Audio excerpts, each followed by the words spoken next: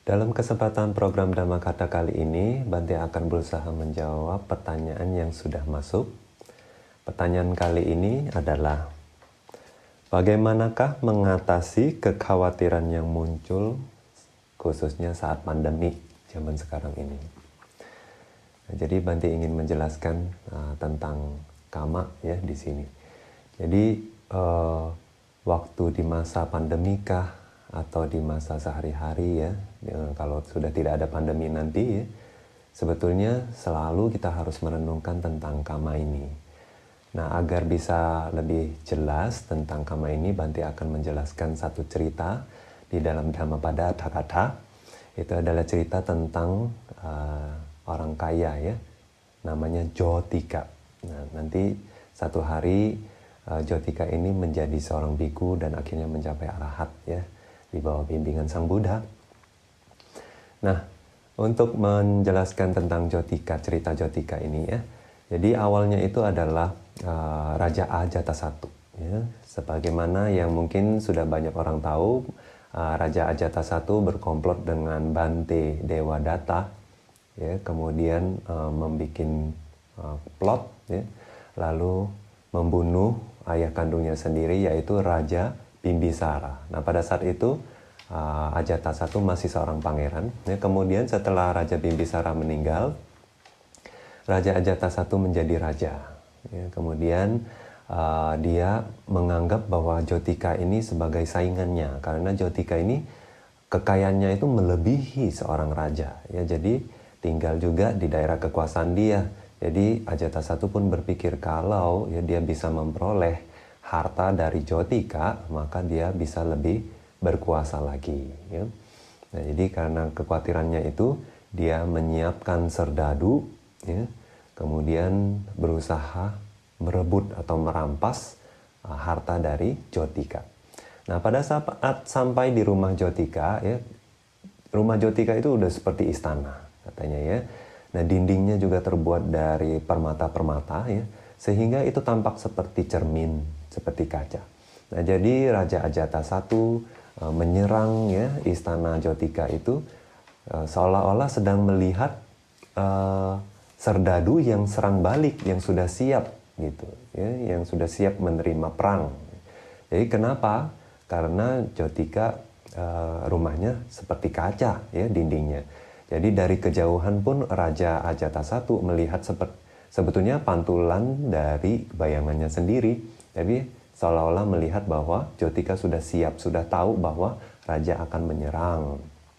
Nah, jadi waktu itu Raja Ajatasattu beserta dengan serdadunya itu jadi takut ya, lalu bingung mau menyerang atau enggak gitu ya.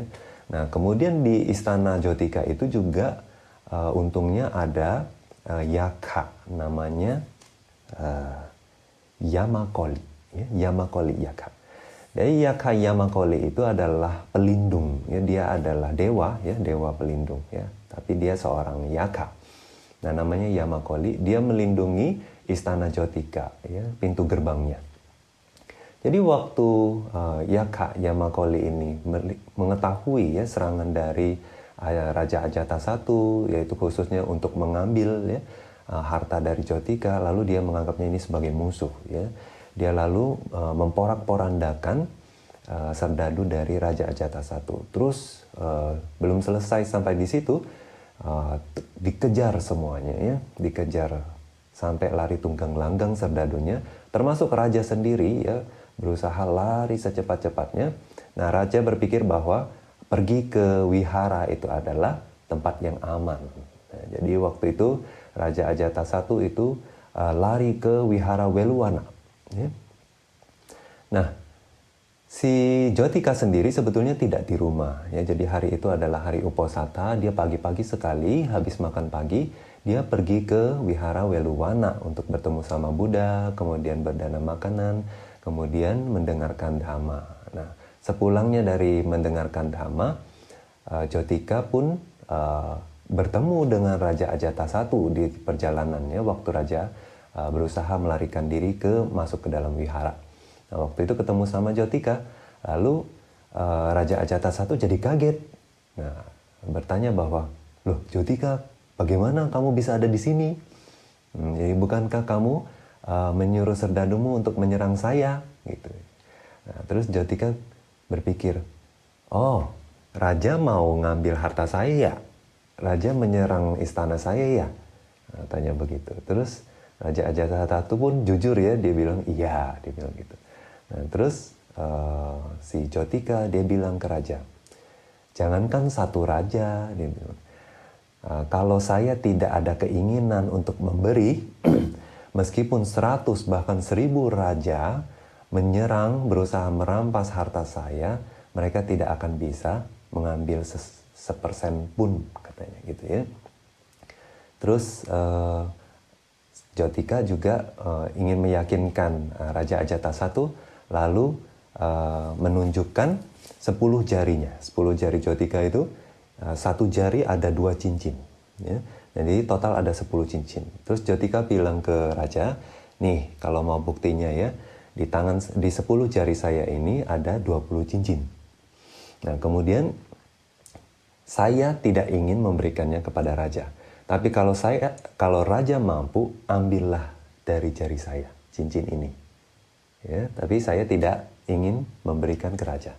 Nah, dijelaskan bahwa Raja Ajatasattu ini juga kuat sekali ya katanya begitu ya. Jadi kalau dari jongkok dia melompat, itu dia bisa melompat setinggi 9 meter katanya. Ya.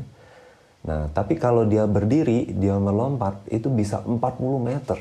Ya, 40 meter, bayangin ya. Nah, jadi betapa kuatnya Raja Ajatasattu sebetulnya ya secara fisik. Tapi meskipun dia sudah berusaha tarik sini, tarik sana, putar sini, putar sana, dia tidak bisa melepaskan cincin itu dari Jotika. Nah, kemudian Jotika bilang, tuh kan ya. Nah, sekarang Raja pegang nih kain ya, ditadah. Jadi sebagai apa? Supaya nggak jatuh ya, ditadah. Dia bilang, nih Raja lihat ya, sekarang saya mau memberikan ke Raja cincin-cincin ini ya. Dia hanya balikkan saja jemari-jemari dia, terus dia agak goncang sedikit, 20 cincin dari jarinya itu semua jatuh ke atas kain yang sudah jadi penyangganya itu ya. Nah, jadi Jotika meyakinkan Raja lagi bahwa tuh, saya bilang apa ya? Saya bilang kalau bahkan 100 ya, 100.000 raja pun atau banyak pencuri pun tidak bisa mengambil jika saya tidak mau memberikan. Ya. Nah, ini dijelaskan karena kama dari Jotika di masa lampau ya. Jadi waktu dia berdana, setiap kali dia berdana ya, itu dia selalu nggak cuma dirinya sendiri berdana, dia mengajak orang lain berdana. Kemudian nggak sampai di situ ya, dia juga memuji kualitas dari berdana, dia juga memotivasi orang untuk berdana. Nah, jadi pada saat buahnya, kalau dari hasil dana yang seperti ini, maka buahnya itu tidak hanya dia jadi kaya, tapi dia juga banyak pengikut, dan ucapannya juga didengarkan orang ya, dan barang-barang dia itu tidak bisa dihancurkan atau disalahgunakan oleh pewaris-pewaris yang tidak baik ya, tidak bagus kualitas moralnya, atau tidak bisa diambil raja ataupun pencuri manapun. Nah, itu dijelaskan demikian. Kemudian tapi karena Jotika jadi sangwega melihat bahwa oh ternyata harta itu yang membuat orang itu jadi loba, kemudian saling menyerang satu sama lain ya. Oleh sebab itu Jotika jadi sangwega lalu minta izin kepada raja untuk menjadi biku ya. Karena Raja Ajatasattu pun takut ya kepada Jotika karena kekuatannya seperti itu, karena kamanya yang begitu kuat. Raja Ajatasattu bilang, kamu mau jadi raja kah? Gitu, ya. Tapi Jotika bilang, enggak, saya enggak ada keinginan jadi raja, saya mau jadi biku, dia bilang gitu ya. Nah, terus dengan baiknya ya Raja Ajatasattu menerima ya permintaan izin dari Jotika. Jadi kalau zaman dulu ya mau jadi biku, khususnya seseorang yang berpengaruh ya, punya status di kota, biasanya mereka itu minta izin dulu kepada raja. Dan biasanya hartanya itu lalu jadi milik raja kalau dia nggak ada pewaris seperti itu ya. Nah, jadi belakangan Jyotika pun jadi arahat ya di bawah bimbingan Sang Buddha. Nah, kalau kita simak dari cerita ini ya, manfaatnya ya, hikmah yang kita bisa ambil, yang kita bisa tarik ya dari cerita ini adalah ya kalau sudah memang karma kita ya, itu tidak akan lari kemana ya. Jadi kalau memang sesuatu itu milik kita dan karma kita atas barang itu masih ada, maka barang ini tidak akan bisa orang ambil dari kita. Kalaupun diambil ya, mungkin balik lagi, gitu ya. Nah, jadi kita tidak perlu khawatir ya. Kita harus percaya sama karma ini ya, dengan cerita dari Buddha ini. Jadi kalau kita percaya karma ya, kita melakukan itu dengan pemahaman, kebijaksanaan, kemudian karmanya itu jadi yang superior, maka manfaatnya pun akan menjadi superior gitu ya. Kemudian kalau kita takut melakukan segala sesuatu itu, maka hasilnya pun akan inferior. Kemudian tapi bukan berarti Bante tidak menganjurkan Anda di masa pandemi ini menjaga kesehatan atau Anda dengan tidak bijaksana menghambur-hamburkan ekonomi kalian ya. Karena Bante nanti umat-umat bilang bahwa oh, Bante Nyanu bilang percaya karma. Kalau tidak lari, kalau bukan karma kita, pasti tidak lepas dari kita ya. Tapi karma itu ya, setiap kali karma berbuah, ya, itu karena dua hal. Ya, di masa lampau, karma masa lampau dan karma masa sekarang. Karma masa lampau harus superior, tapi karma masa sekarang kita juga harus berusaha. Ya, jadi kita harus berusaha mempertahankan, harus menggunakan harta kita atau kesehatan kita dengan bijaksana. Jadi kita harus jaga kesehatan, jaga harta kita dengan bijaksana ya. Juga jangan menghambur-hamburkan kesehatan kita yang sudah kita peroleh dari karma baik di masa lampau. Ya, dengan demikian kita bisa terus-menerus mengumpulkan karma-karma baik. Ya. Nah, jadi tidak hanya mengandalkan karma baik di masa lampau, tapi juga karma di masa sekarang. Jadi semuanya hanyalah sebab akibat. Nah, tapi sebagai seorang Buddhis, karena kita percaya karma, nah kita tidak perlu terlalu khawatir dalam masa pandemi ini, karena justru kalau kalian stres ya, itu justru mungkin banyak bahaya yang akan datang ya, karena kondisi batinnya menjadi banyak akusala, banyak ayoniso manasikara. Nah, demikian jawaban dan penjelasan Bante atas pertanyaan dari program Dhammakatha kali ini.